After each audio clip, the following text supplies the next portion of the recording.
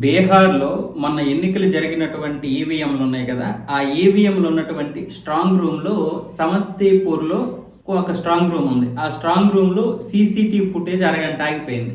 అరగంట పాటు CCTV footage ఆగిపోతే ఇప్పుడు ఆర్జేడీ భయోందోళనకు గురైపోతుంది.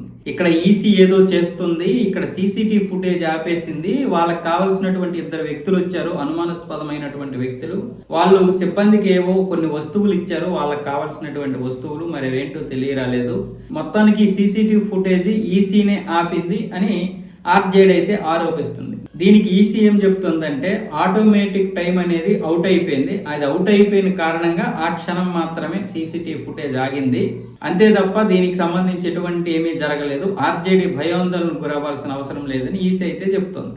దీనికి ఇప్పుడు ఆర్జేడీ ఏమొచ్చేసి లేదు ఏదో మొత్తానికి ఈవీఎంలు అయితే చేంజ్ చేయడము, లేకపోతే ఈవీఎంలలో ఏదో మొత్తానికి మార్పు చేస్తున్నారు, అంటే ఓట్లన్నీ కూడా బీజేపీకి వెళ్ళిపోయే విధంగా ఇక్కడ ప్లాన్ చేస్తున్నారని ఆర్జేడీ మొదటి నుంచి కూడా భయపడిపోతుంది. ఇప్పుడు ఆర్జేడీ కావచ్చు, కాంగ్రెస్ కావచ్చు, బీజేపీ వరుసగా విజయాలతో దూసుకుపోతుండడం వల్ల ఇప్పుడు ఎక్కడికక్కడ ఈ ఆర్జేడీ కాంగ్రెస్ విపరీతంగా భయపడిపోతుంది. అదుగో పూలంటే ఇదిగో తోకన్న చందంగా ఉంది.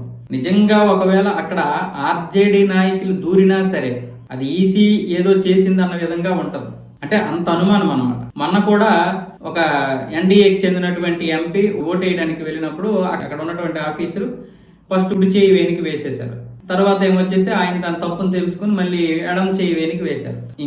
దీనికి కూడా రాద్ధాంతం చేసింది. కానీ నిజానికి అక్కడ ఆర్జేడీ ఏజెంట్ ఉన్నాడు, కాంగ్రెస్ ఏజెంట్ ఉన్నాడు, బీజేపీ ఏజెంట్ ఉన్నాడు, అలాగే జేడీయూకి చెందినటువంటి వారు కూడా ఉన్నారు. అక్కడ కూటమికి చెందినటువంటి ఒకరుంటే సరిపోద్ది, ఏ కూటమికి అయినా సరే. కానీ ప్రతి పార్టీకి చెందినటువంటి ఏజెంట్ ఒక్కొక్కరు ఉన్నారు అక్కడ. అయినా సరే అక్కడ ఉన్న ఆ ఏజెంట్ చెప్తున్నాడు, ఆర్జేడీ ఏజెంట్, నేను ఇక్కడ ఉన్నాను, ఆవిడ పొరపాటున 2 చేతి వేలికి వేపించుకున్నారు, ఆ ఆఫీసర్ కూడా తర్వాత తన తప్పు తెలుసుకున్నాడు, ఎలాగో నేనున్నాను కాబట్టి మా ఏజెంట్లకు మాకు చెప్పడం జరిగిందని చెప్పినా సరే ఆర్జేడీ దాన్ని రాద్ధాంతం చేయాలని చూసింది. ఆవిడ 2 ఓట్లు వేశారు, ఈసీ ఆ విధంగా ఆమోదించారు కూడా. అక్కడ ఒక ఎంపీ అయి ఉండి 2 ఓట్లు వేస్తే ఈసీ దగ్గరుండి ఈ యొక్క ఉల్లంఘనలకి పాల్పడిందంటూ విమర్శించడం జరిగింది.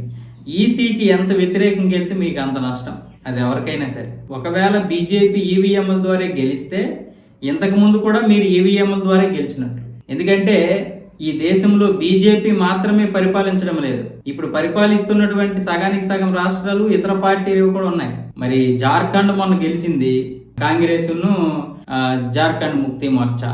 పశ్చిమ బెంగాల్లో గెలిచింది టీఎంసీ, తమిళనాడులో గెలిచింది డిఎంకే, జమ్మూ కాశ్మీర్లో గెలిచింది ఏమొచ్చేసి ఎన్సీపీ, నేషనల్ కాన్ఫరెన్స్. అలాగే ఆమ్ ఆద్మీ పార్టీ ఉంది పంజాబ్లో. ఇక్కడ ఎన్నో పార్టీలు ఉన్నాయి, ఇవన్నీ కూడా ఈవీఎంల ద్వారా గెలిచాయి. మరి ఇవన్నీ ఇదేంటి, మరి తెలంగాణలో ఏమొచ్చేసి కాంగ్రెస్ ఉంది, కర్ణాటకలో కాంగ్రెస్ ఉంది, హిమాచల్ ప్రదేశ్లో కాంగ్రెస్ ఉంది, కేరళలో ఏమొచ్చేసి కాంగ్రెస్ పొత్తుతో ఉంది. కాంగ్రెస్తో పాటు ఆయన విజయన్ గారి పార్టీ కూడా ఉంది, వామపక్ష పార్టీ. మరి ఇవన్నీ కూడా బీజేపీకి వ్యతిరేకమే. మరి ఇవన్నీ ఎలా గెలిచాయి, వీటి గురించి మరి ఎవరు సమాధానం చెప్పరు ఇంకెక్కడ ఎవరు. అంటే వీళ్ళు గెలిస్తే వీళ్ళ పోరాటం, ఓడిపోతే ఏమొచ్చేసి ఈవీఎంల ద్వారా బీజేపీ గెలిచినట్లు. మరి ఇంతకుముందు మీరు ఇలాగే గెలిచారా? ఈవీఎంలు మేనేజ్ చేసుకుని 60 సంవత్సరాలు గెలిచింది కాంగ్రెస్, అంతేనా? దాన్ని ఒప్పుకుంటారా? అలా ఒప్పుకోరు.